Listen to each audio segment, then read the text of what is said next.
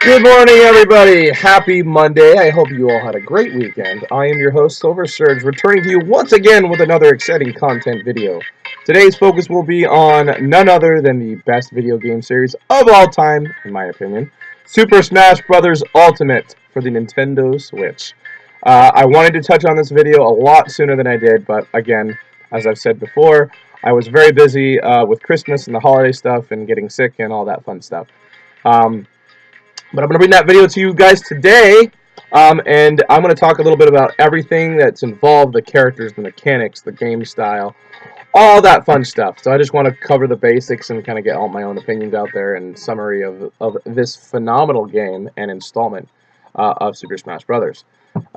So yeah, I went to the obviously the launch date on December 6th at 9 p.m., which was the midnight launch per se, and picked up my copy of Super Smash Bros. Ultimate, and after that I went home and put all my stuff down, crap, and I went over to my buddy's house and we played the hell out of Smash Bros. For like 4 hours. We had a lot of fun unlocking like 5-6 characters and then just dicking around in versus mode, but the game, let me tell you, is a masterpiece, and I'm not just saying that as a extremely biased Smash Bros. Fan. It's easy to say that with every new installment that has come out in the past, but wow, this game is leaps and bounds different than its predecessors. What I mean by that is Super Smash Bros. Melee has been known for years as the most competitive, most intense, fierce installment of the series. It's higher paced, there's wave dashing, there's more combos, etc. This game is a perfect balance, in my opinion, of the competitiveness and casual party that was Brawl. Because when Super Smash Bros. Brawl came out, they really scaled it back from an intensity standpoint. It was a lot slower. They incorporated tripping, which was stupid in my opinion. I hated that. And they just slowed down the gameplay considerably. In Wii U, they kind of sped it up a little bit more to try to make it a little bit more competitive, but it still felt light and airy. This one, wow, this one packs a serious punch. It's not quite on the Melee scale level, but it's pretty damn close, let me tell you.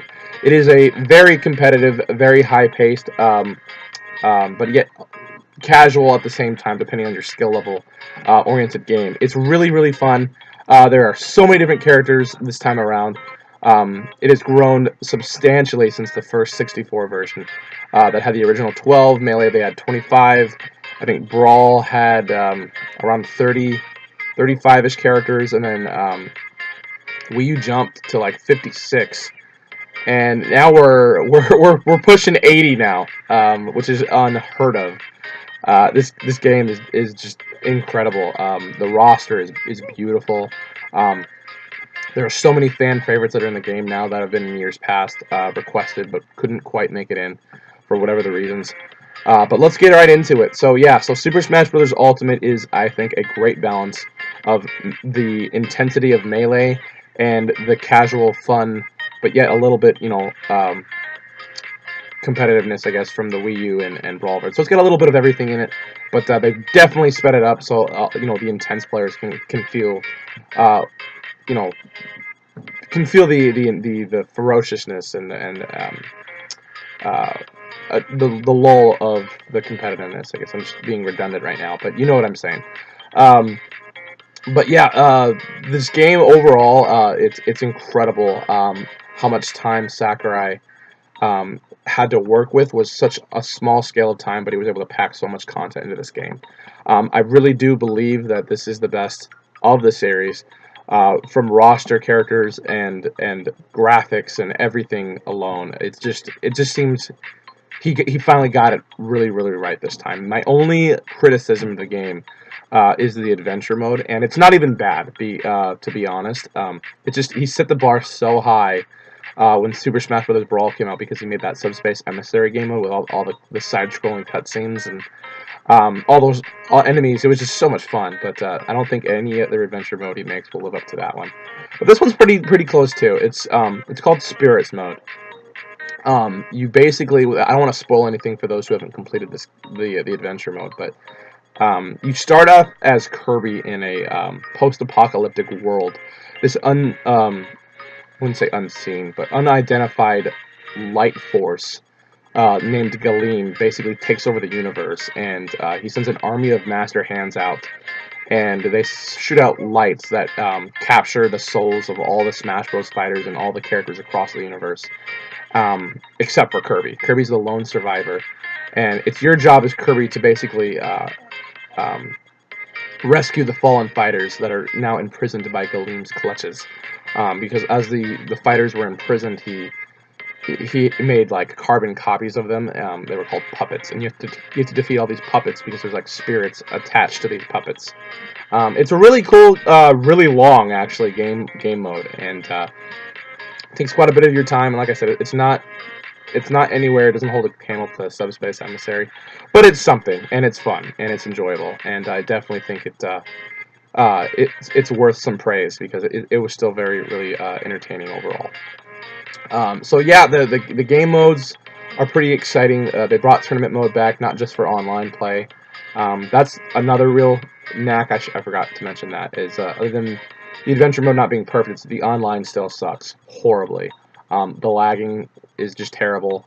Matchmaking is but it's not what it could be. You know, it's just I think it's always going to be a let down. But it's not just with Smash. Like Nintendo Online has never been good. It's always been crap. It fails to compare to that of PlayStation and Xbox Live. It's not the same. But overall, that's just small criticisms. The game itself is very clean, very finished. They brought back so many characters and they added so many new ones. Like I said, we're pushing 80. I can't even begin to tell you how many expectations people had for this game, and it delivered on so many levels. There was a lot of fan favorites added this time around. Without going into too much detail, it was really cool. The first E3 video that showcased the game, they revealed the Inklings as a new character, and the Inkling boy and girl, they were fighting against each other, and then all of a sudden they stop, and then the room goes dark, and you see the Smash Bros. Insignia in the Inkling girl's eye, and then you see Mario and Link's silhouette in front of the Inklings, which was really badass in itself. And then you see Link in his champion's tunic from Breath of the Wild, which was kind of cool. But yeah, so then after that, they just steadily started revealing characters, and Sakurai introduced a new concept called Echo Fighters, which is basically the clone system, but basically more redefined. And it's basically admitting that clones exist, but now they're known as Echo Fighters, which are just copies of previous characters, but with different skins.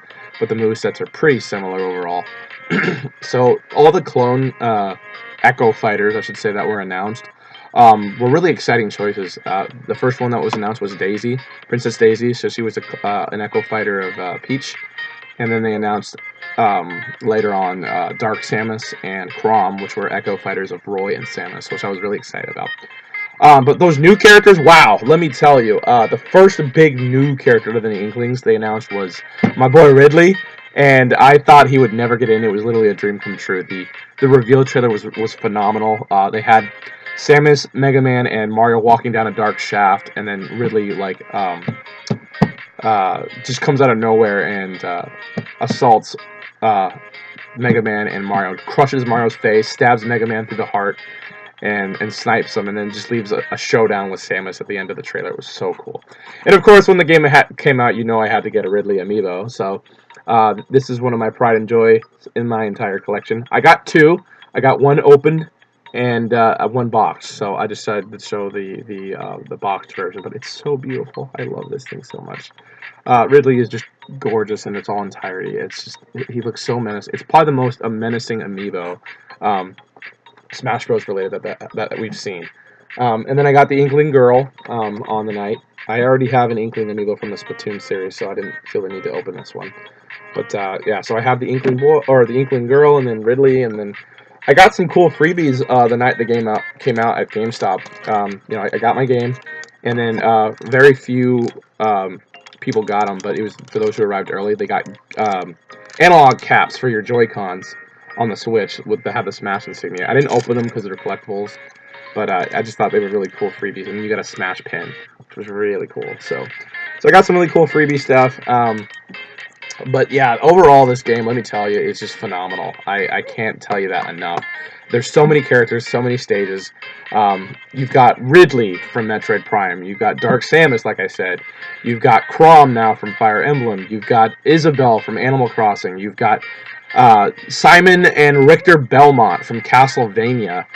You've got Incineroar for Pokemon. You've got King K frickin' Rool from the Donkey Kong series, who, again, people thought would never make it, but he's finally in. Those were the big two baddies, in my opinion, that I was going bonkers for, was King K. Rool and Ridley. I was so elated to have that. Finally, they broke the wall and got into the game at the very end. But probably the biggest announcement of them all was that every single character that was previously in Smash Bros. Playable fighter-wise came back. So that means we got to see Snake, we got to see Pichu, we got to see Young Link, Ice Climbers, Wolf, all that fun stuff. So we got every single character that was previously in Smash, and then we got the additions of Ridley, K. Rool, Isabelle, the Belmonts, Incineroar. Oh, and we got Ken from Street Fighter. It was just, oh man, this game packs a serious punch, and there's so much to do. You've got tournament mode. You've got All-Star mode, you've got Spirits mode, the Adventure mode, you've got the Classic mode. Oh man, there's just so much to do. You've got the Mii Fighters, and you got costumes to unlock, and you can make your own customizable Mii Fighters, so that's fun too. But yeah, overall, this game's a solid 9 out of 10 in my opinion. Like I said, the only thing lacking is the Adventure mode. Could be better, and then the online is horrible. But, you know, there's small prices to pay. Other than that, this game is going to be lasting quite a while, I think. Probably a good 6-7 years. They brought back almost every single stage from previous installments, except for a small handful at that, like 4 or 5. And most importantly, they brought back my favorite stage, the Fountain of Dreams from Melee. That was the most beautiful, iconic stage, in my opinion. So I got Ridley, I got Fountain of Dreams, and K. Rool, and all the oldies and but goodies from previous installments. So I was satisfied.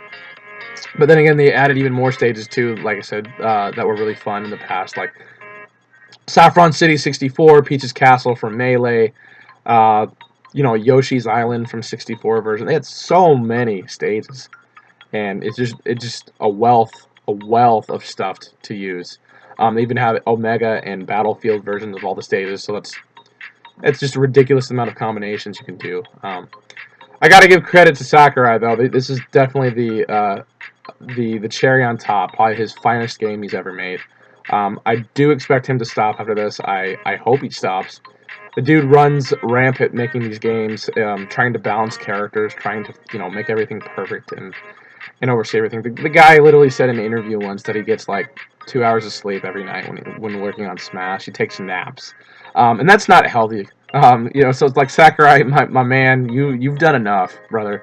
You've delivered time and time again, and I think it's time you take a break and just kind of scale it back. And maybe if you want, in a few years, if they make more Smash Bros. Games, come on as a consultant, but you don't need to be the director anymore. It's killing you, brother. You need to quit.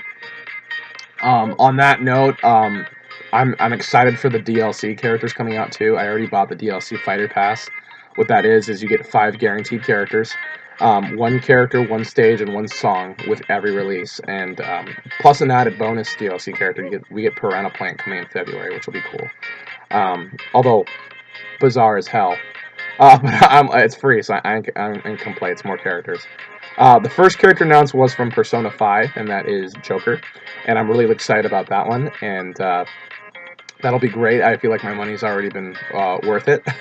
And then there's lots of speculation that Erdrick from Dragon Quest will be the next one, and after that we just don't know. But I'm excited for it. So again, guys, this game is something special, and even if you're a casual Smash Bros. Fan, I highly recommend it. And one last more recommendation I would say is get the Pro controller. It is so worth the price. I know it's expensive, it's like $60-something, but I was a GameCube main for so many years. I could not let the GameCube controller go. But when I finally decided to give this a chance, I fell in love with it, and now it's all I use. I promise, it feels a lot like the game controller. It's very comfortable in your hand, and it's rechargeable. You don't need batteries or anything like that. The Pro controller is the go-to for Super Smash Bros. Ultimate, in my opinion. You can't have it. You can't not have it, excuse me. But yeah, guys, like I said, to rehash, you know, Smash Brothers is just a perfect balance between Melee and previous installments, and with so many new characters in this game and so much to look forward to still. Why not?